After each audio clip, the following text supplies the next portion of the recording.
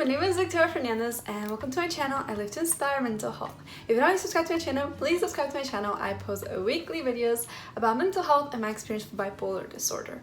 So with that, this week's video is going to be about what I've said to people who have said that I do not have a mental illness. So I just like to make this video because I've been told a lot like, oh, like you don't look like somebody who has a mental illness, or you look fine, or everybody goes through depression in some part of their life. That doesn't mean that they have a mental illness. And at first that was very hard for me to hear because I was like, no, but like you don't understand like everything that I've gone through in my life, blah blah blah blah. And then as I grew older, as I grew like more mature and understood things better, I just thought that approach to like make people understand what a mental illness is and that it just doesn't have one look. I realized that to combat that is that you have to question their own beliefs, because oftentimes people have grown up believing certain things like mental illnesses are crazy people who cannot live a regular life, who cannot study, who cannot work, who are just doing a bunch of crazy stuff, or they're criminals, or they're like this. So there's like a bunch of stigma surrounding people who have mental illnesses, and that actually usually leads to people not wanting to get diagnosed themselves, or like if they see something wrong, because that's for crazy people. Another thing is I don't look like somebody who has a mental illness. So the thing comes like, for example, when people see that I'm a university student, I'm doing really great, and when I see them in person, I'm a super happy and bubbly person. That's just who I am. I'm positive. Have I always been like this? No. And since they don't see that, they question the fact that I've ever gone through something difficult. And they don't do this in a bad way. They don't do it to like hurt me or be a bad person. It's just, it comes from like the belief that also you can't believe what you cannot see necessarily right in front of you. And I've had to do a lot of explaining to people, which sometimes is hard, but that's what you gotta do sometimes. And also I've been told that what I have is just depression, and everybody goes through depression at one point in their lives, but it's not bipolar disorder. So those are the two main things. Let's go with the one that I do not have bipolar disorder. So I've gotten this one a few times because, again, I look like I'm fine, which I am right now. I'm stable because I take my medications.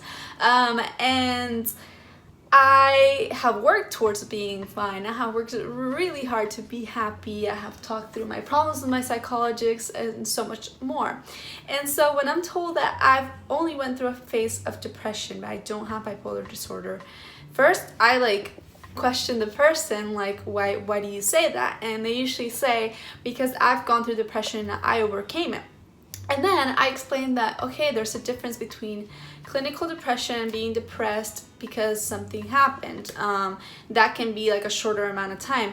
And depression is a symptom of other mental illnesses.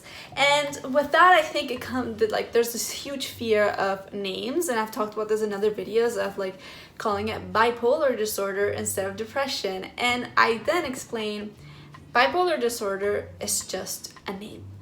It's just a different name to treat my symptoms. I have depression symptoms, but my depression is different than most people's because it went on for a really long time. It came and went. I had these episodes where I was super hyper and like, you know, not myself. And also depression medication didn't work on me. It actually made me have episodes.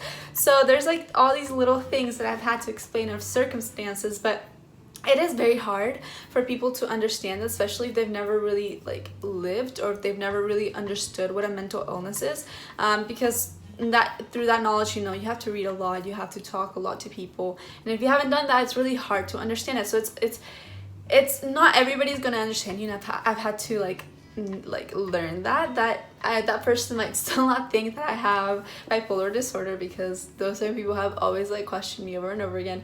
But I think I do my part by kind of explaining it to them in their own worlds, like kind of just breaking it down, and making them understand like that it's just a name. There's nothing wrong with it. Like, so what is so wrong with me having a mental illness? So it's like you're questioning every little thing. Like, what does that make me? Is it bad because other people think it's bad, or is it bad because it's like truly a bad thing? It makes me a terrible person. And it's hard for that person to understand because you're kind of going against what they see.